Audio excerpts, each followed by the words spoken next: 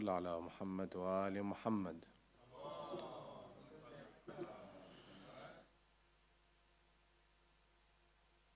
أعوذ بالله السميع العليم من الشيطان اللعين الرجيم. بسم الله رب العالمين. بسم الله الرحمن الرحيم.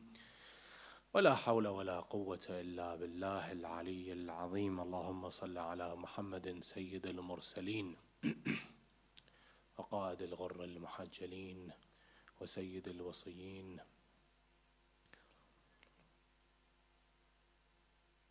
وحجة رب العالمين المنتجب في الميثاق المصطفى في الضلال المطهر من كل آفة البريء من كل عيب المؤمل للنجاة المرتجى للشفاعة المفوض إليه دين الله.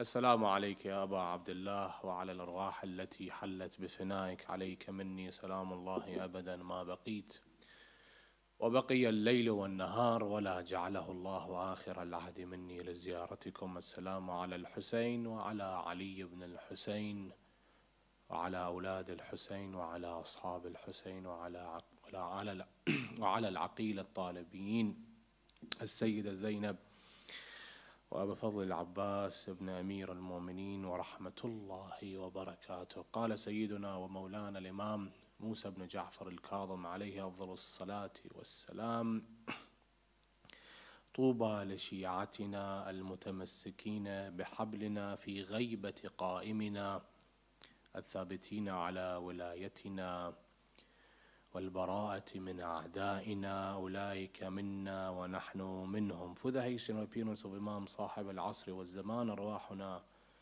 وأرواح العالمين لتراب مقدمه الفداء loud صلوات.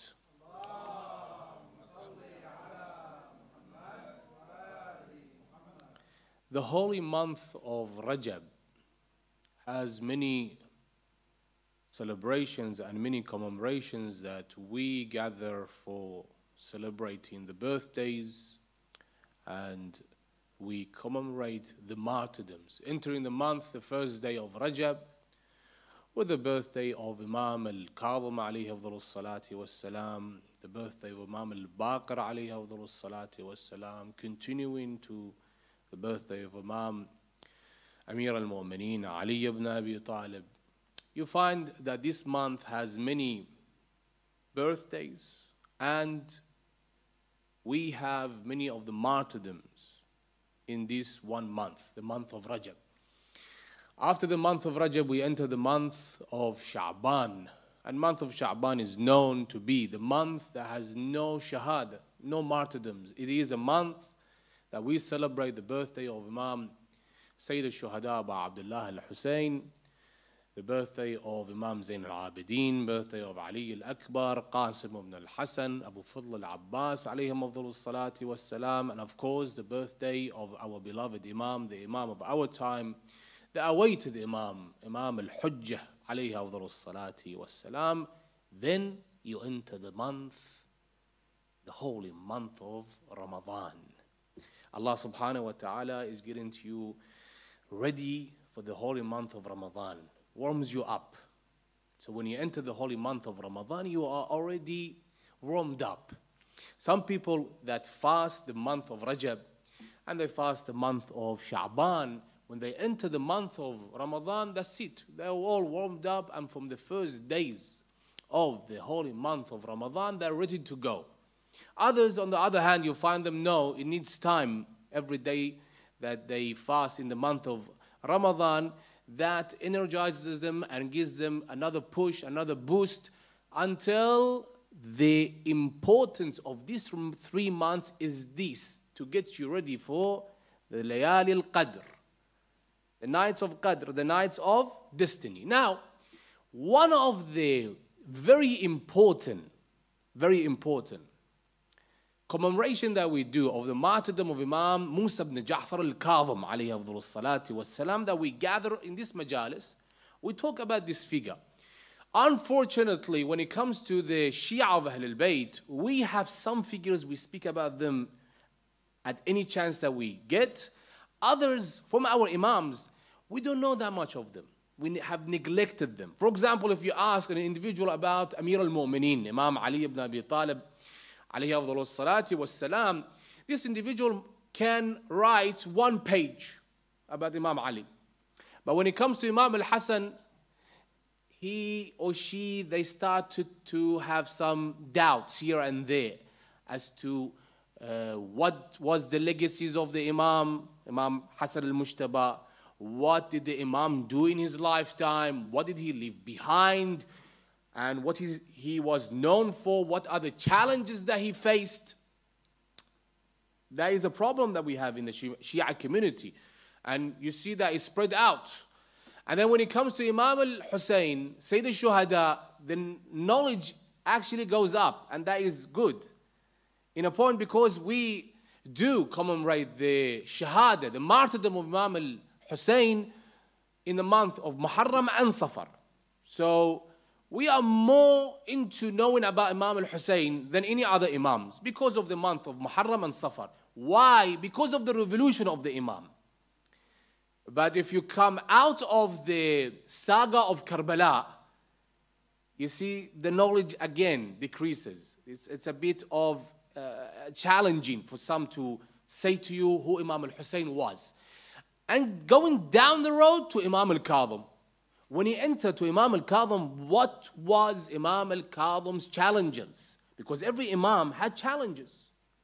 Every Imam was known for something. Every Imam has a legacy that we, as a Shia, as the followers of Ahlul Bayt alayhim afdalu salati wassalam, can learn from. And I want your attention into this point that Imam al-Kadham, being called al-Kadham, Kadham al-Ghayz, he was known for being this person who contained his anger. Contained his anger. Like any other Imams, he faced challenges, and the challenges that the Imam al-Kadham faced was different from the challenges that Imam al-Sadiq faced from his father or his grandfathers. The challenges that Imam Ali ibn Musa al-Ridha faced was different than the challenges that Imam al-Kadham, his father, faced. And every one of them, you see how they behaved, how they conducted their religious duties in this era. For example, when it comes to Imam al-Sadiq, our 6th Imam, you find Imam al-Sadiq alayhi afdalu salati wassalam had more freedom than Imam al-Kadham, than Imam al-Hussein. Why? Because of that conflict between the Abbasides and the Umayyads. There was the war between Abu Muslim al-Khurasani, Mansur al-Dawaniqi, al-Saffah, and the Umayyads. The Abbasides, they were the cousins of Ahlul Bayt alayhim afdalu salati wassalam. They were the descendants of Abbas ibn Abdul Muttalib. And when they started the revolution, they came out with black flags saying, Ar-Ridha min Ali Muhammad. We fight for taking justice and the right for the progeny of Rasulullah sallallahu alayhi wa alihi wasallam. So they started this revolution, and many of the Shia, just hearing the banners and the slogans, they followed. And here, there's a point that a person must make, that don't follow just the banner. Don't just listen to the slogan and you just run after it. Read through it, especially in this time, in the time of fitan. Don't just say, okay, this person is a Sayyid, then I run after him. This person is a Sheikh, I run after him. This is an Islamic center, I go to it. First, know that who is this person? Who do they represent? Are they known in the community? Are they known in the Shia circle? Then we go and follow them. Especially in the time of the Hujjah alayhi afdalu salati wassalam, before the Imam comes out. In the time of his occultation. Now, if you look at the Imam al-Sadiq, he had more freedom because these two had many conflicts, the two Umayyads and the Abbasides. Imam al-Sadiq found this to be the best time for him to spread the knowledge. That's why if you recite the books of Ahadith, if you open them, you find قال الباقر قال الصادق قال الصادق قال الباقر. Because the freedom that Imam al-Baqir had and the freedom that Imam al-Sadiq had was more than others. More than other Imams. But when Imam Al-Qadham became Imam after the martyrdom of Imam Al-Sadiq alayhi afdalus salati wassalam, you find the Abbasides, they took power. They were in full control of the Muslim empire. And one after the other, they started ruling. The known khulafa in the time of Imam Al-Qadham alayhi afdalus salati wassalam was Al-Hadi, Muhammad Al-Mahdi, and then of course Harun Al-Abbasi, aka Harun Al-Rashid. I refuse to call him Harun Al-Rashid. He was not either a Harun, nor was he Al-Rashid. He was Harun Al-Abbasi. Harun Al-Abbasi ruled the Islamic empire for 23 years. 23 years. And this vicious tyrant, if you look into the books of the Ahlul Sunnah wal Jama'ah, they talk about him as if he was the pioneer. They come and they discuss with you the golden prime, the golden age, Asr al-Dhahabi, and they say in that time the scholars came out, they have more freedom, and they did such and such because of his backup. He backed them up. He gave them more freedom. He gave them financial help, and he told them, go do as whatever you desire. On top of that, he was the conqueror. He conquered every land he could get his hands on. But of course, the part that is the dark side of it, and that is his relationship with Imam Al-Qadham alayhi afdalus salati wassalam, they don't talk about it. His hatred toward Imam Al-Qadham alayhi afdalus salati wassalam, they don't talk about this.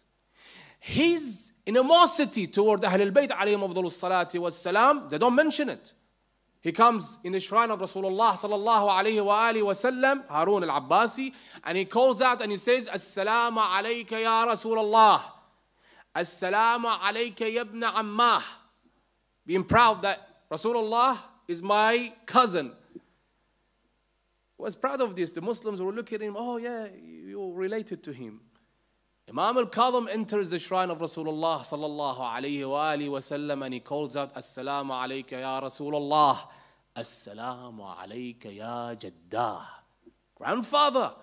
And who is more closer? The cousin or the grandson? Of course, the grandson. He said, Assalamu alayka ya Jaddah. Harun, here he looked at the Imam with anger and he said to him, you claim to be his grandson? He said, yes, I am his grandson. And then the Imam asked him a question. He said, if tomorrow the Prophet comes and says to you, give me your daughter for marriage. The Prophet comes to you and he proposes to your daughter for marriage. Would you give your daughter to him? He said, I will be honored, of course. Imam, in reply to him, he said, but if the Prophet asks me, I will refuse. He said, see your hatred toward the Prophet? He said, no, wait a second. Because he is the grandfather of my daughter. How can a grandfather marry his granddaughter? I'm related to the Prophet alayhi afdalus salati wassalam. So when the Abbasides came into power, and this is a bit of history, and I don't want to go into too much of history, because in this majalis, I'll be honest with you, we talk about history. We talk about the past. What happened in the era of Rasulullah? What happened in the time of Imam Ali ibn Abi Talib? What happened in the time of Imam Al-Hasan, Imam Al-Hussein? But we don't get anything. There is nothing that we learn from them. That is the unfortunate fact that you find, that we sit down, we talk about these figures. We talk about the era they lived in. We talk about the challenges, but we don't learn anything from them. It's just stories we say on top of the manabir, on the pulpits. But what did you gain? What did you learn? Nothing. It was just history lessons, stories here and there, and that was it. Now, Imam Al-Qadham was known as what? Al-Qadham. Meaning what? Qadham al-Ghayz. The one who contains his anger. And here I want to talk about anger. One of the things that we can learn from our Imams is these life lessons. One of the individuals in the time of Imam, listen to this young man and young woman. This was a man in the time of the Imam who insulted the Imam. He cursed the Imam. Any chance he had, he cursed the Imam. Some of the companions of the Imam said to the Imam, do you want us to teach him a lesson? We get him in the corner and we beat him up, so next time he doesn't come and curse you. The Imam said to them, no, let me deal with him. I will deal with him. The next day the Imam was walking past the farm of this individual who hated the Imam. The Imam, when he saw him, he asked his companions, does this farm belong to him? They said, yes. The Imam then turned and he went right through the farm of this individual. As soon as he saw the Imam entering the farm, he started cursing the Imam. Oh, you son of Fulana. Because the Imam's mother, Hamida or Humayda, she was from North Africa. And the Arabs, even today, some of the Arabs are racist. They look down upon the ones who are from Africa. So he said to the Imam, you son of Fulana. He cursed the Imam. Imam didn't pay any attention to him. Until the Imam reached him and he sat down. And then he starts screaming at the Imam, how dare you come into my farm, ruining my crops and scaring my cattle. The Imam said to him, sit down. I'm here to talk to you. He sat down and the Imam said to him, I heard that you are in a financial problem. You have financial difficulties. He said, what's it to you? It's none of your business. The Imam said, here. The Imam took out for him a money bag that contained in the money bag 300 dinar. The Imam handed that to him. The man took that money bag, he opened it, and when he saw the 300 dinar, he said, last year that was my income. That's how much I made. How did you know? The Imam said to him, here, that's yours. We learn from this lesson, and this is one of the lessons we learn from this individual, from this infallible Imam. When it comes to anger, some of us really need to contain it. If you look at many couples' life, husband is always angry. The woman, the wife, she can't control the man. And then this individual, he makes life hell, the husband. And we don't look into what the Imam used to do, Kadhim al-Ghayz, the one who suppressed his anger. I covered this last year in one of the lectures I made on the Hawza channel about anger management. There are many ways a person can control his anger, control her anger. Amir al-Mu'mineen alayhi afdalu salati was salam says, Al-ghadab awwaluhu junoon wa akharuhu nadam. Ghadab, anger, first of it is insanity. But at the end of it is what? Nadam, regret. The Imam alayhi afdalu salati was salam says that if a person is angry, he will burn out everything in front of him because he has entered the status of insanity.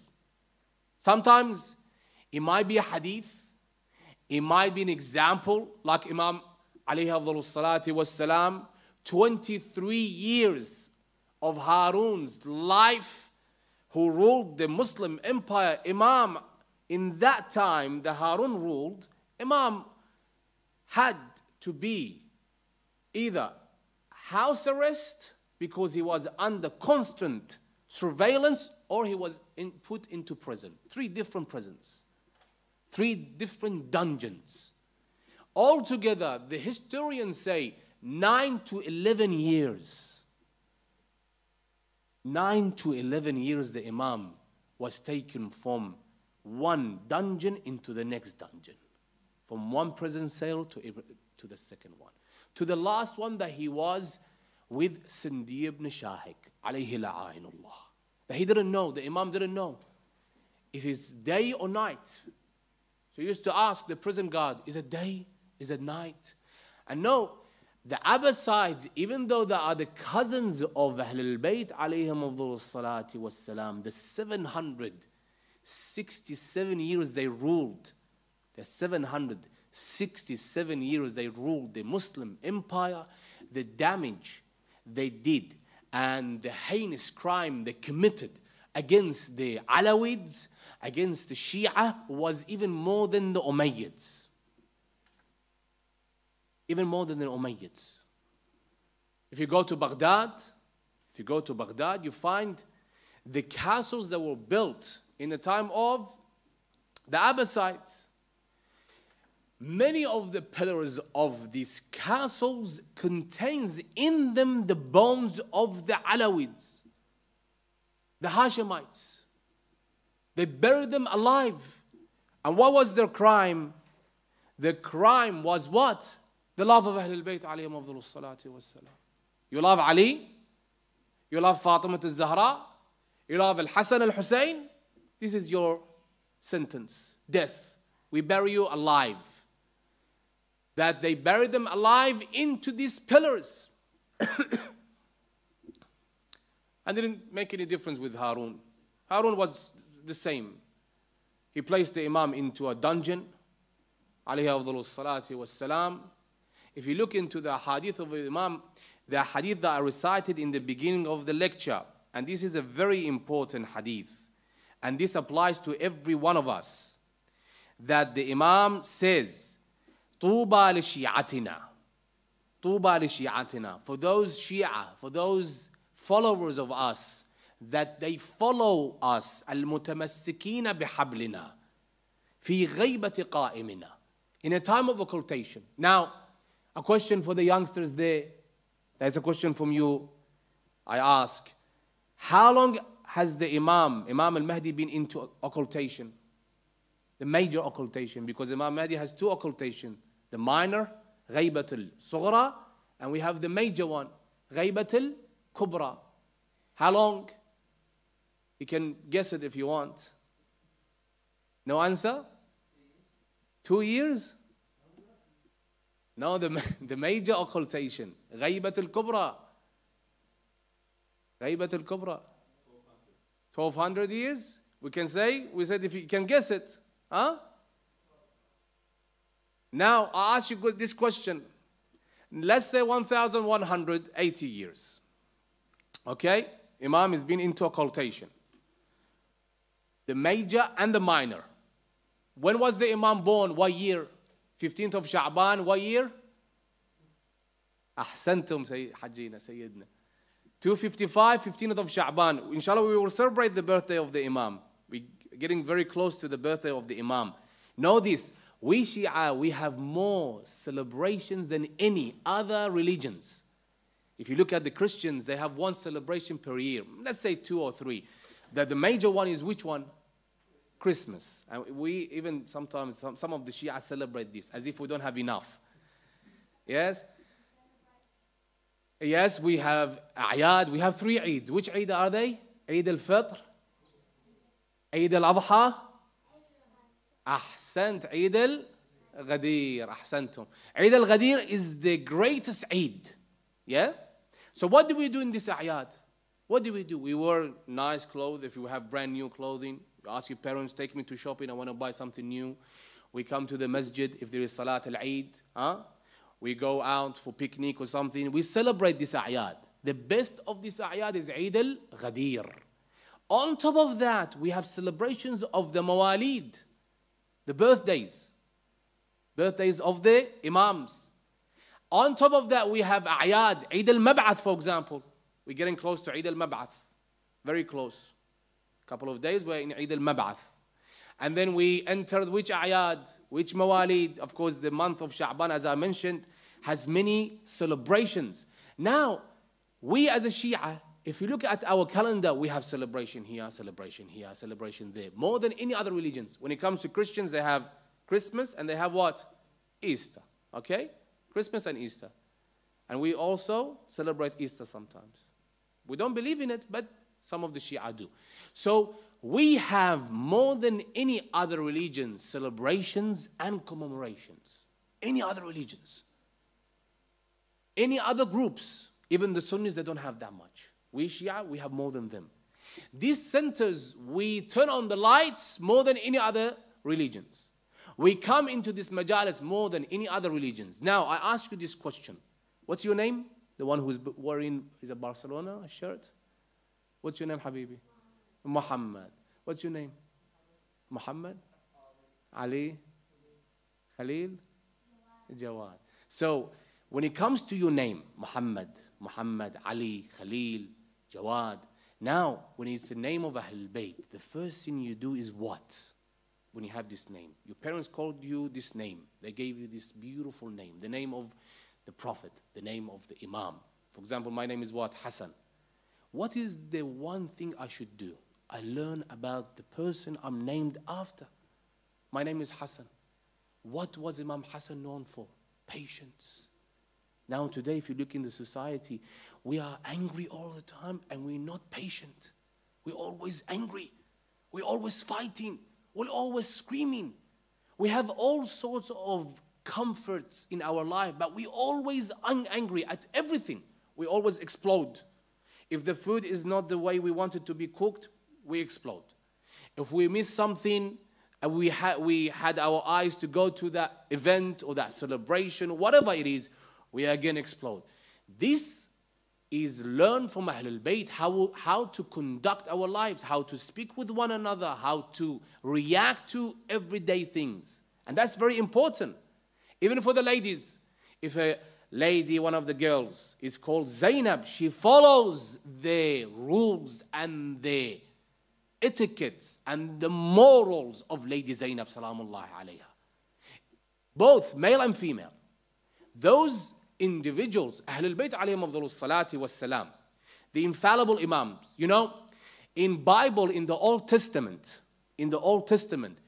it is been narrated in the Old Testament verses that when Ibrahim asked God that make from my offsprings, that was his request, Abraham, he said to God, he prayed to God, make some of my offsprings to be what? Prophets. And in the Quran we also have this. Allah said to him what? That the best of them will be. The rest, no.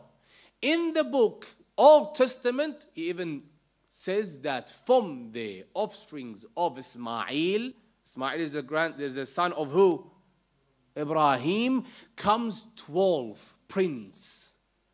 And who are these 12? Amir al-Mu'mineen Ali ibn Abi Talib to Imam al-Hujjah. So this is mentioned in the Old Testament. In Sahih al-Bukhari is a book that the other school of thoughts they believe in. In Sahih al-Bukhari, it's also been mentioned that the Prophet sallallahu alaihi wasallam says, 12 min al-Quraysh, 12 from the Quraysh will be the Imams on the Muslims. That's why they call us what? Ithna Ashari, the 12 verse. Because we believe in 12 Imams. Now, when he came to Imam Al-Qadham was known for what? Qadham al-Ghayth. We learn from that. When it comes to every situation, we have anger issue, to bring it down, to cool down. If that anger is beyond our control, we seek help. There's always room for perfection. There's always room for making us much better. So the Imam went through one dungeon to the next. To do what? What was the Imam aim? In that 55 years, the Imam alayhi afdalus salati was salam that lived among the Shia, 55 years, the Imam lived among the Shia. If you look at the lifespan of the Imams, you find all of them to be under 70. Who is the eldest of the Imams? Who can tell me here? The eldest of the Imams when he was martyred? No. Ahsantum. Imam Ja'far al-Sadiq at the age of 65. Then comes Sayyidina Sayyid Jawad. Who comes after Imam Ali? Imam al-Sadiq. At the age of after Imam al-Sadiq, Imam Ali ibn Abi Talib at the age of 63. And then the other Imams. Imam Al-Qadham, he came into this world being the son of Imam Ja'far ibn Muhammad al-Sadiq. He faced challenges. His elder brother Ismail passed away. And many of the Shia, they thought that how it worked, that the imam goes from the father to the eldest son. But when Ismail passed away, he was older than Imam Al-Qadham, they were in disbelief that who now is going to take the imamah. So the Imam Ja'far ibn Muhammad al-Sadiq said, he will take the imamah, the rule of the imamah. Even Abu Hanifa, he even asked Imam al-Sadiq alayhi a question. The Imam pointed out to him, ask this question from my son, Imam Al-Qadham, ask from him. Why? So the Muslim can know that this person is knowledgeable, he knows the knowledge. And I conclude with this. There is much more about Imam Al-Qadham. Because of the time, we cannot go through the rest. But in conclusion, let's learn from Ahlul Bayt alayhim afdalus salati wassalam. We live in the 21st century. We have many problems throughout the communities, not just here, everywhere. We as Shia, we have the greatest blessings. And those are the Imams, the examples of the Imams. That we can derive from this example and learn from this example, which we can change our lives. And every one of us has a problem. It might be patience, that he is not patient, he's impatient. It might be anger. This also can be a problem that he can fix and look up to the Imams that can give you direction. And Imam Al-Qadham alayhi afdalus salati wassalam is definitely that Imam. Imam Al-Qadham is the Imam that Ibn al-Hajar said عن القاضم عليه أفضل الصلاة والسلام وهو وارثه علما. The warith, the inheritor of Rasulullah sallallahu alayhi wa alihi wa sallam, of knowledge ومعرفة وكمالا وفضلا. سمي الكاظم لكثرة تجاوزه وحلمه. تجاوزه, he used to forgive one another, and we should also do the same. When we have a problem in the community, we forgive one another. And on top of that, if we see two individuals in the community fighting, we come and bring them together, not be the cause of them again fighting and again separating and again adding to the fuel. No, adding fuel to the fire. Don't do that. This is what the Imam used to do. He forgave. On top of that, he was Halim. What does that mean? He was forbearance. وكان المعروف عند أهل العراق بباب قضاء الحوائج عند الله. And he's known for أهل العراق بباب قضاء الحوائج. السلام على المعذب في قعر السجون وظلم المطامير. ذا الساق المرضوض بحلق القيود. الجسد الحنيف. القلب الوجيف. الكاظم الصابر. سيدي ومولاي إنا توجهنا واستشفعنا وتوسلنا بك إلى الله وقدمناك بين يدي حاجاتنا يا وجيها عند الله اشفع لنا عند الله. We ask Allah subhanahu wa ta'ala for the honor of this Imam, the Imam Al-Qadham alayhi afdalus salati wassalam, to give us more strength, to be more patient, to control our anger, to look into ways to perfect oneself and become a better servant to Allah subhanahu wa ta'ala and to Ahlul Bayt alayhim afdalus salati والسلام. السلام عليك يا أبا عبد الله وعلى الأرواح التي حلت بفنائك عليك مني سلام الله أبدا ما بقيت وبقي الليل والنهار ولا جعله الله آخر العهد مني لزيارتكم. السلام على الحسين وعلى علي بن الحسين وعلى أولاد الحسين وعلى أصحاب الحسين وعلى أخته العقيلة زينب وأخيه أبا الفضل العباس ورحمة الله وبركاته. يا مفيد يا غفور يا ودود اغننا بحلالك عن حرامك وبطاعتك عن معصيتك وبفضلك عمن سواك برحمتك يا أرحم الراحمين. الفاتحة قبلها الصلاة على محمد وآل محمد.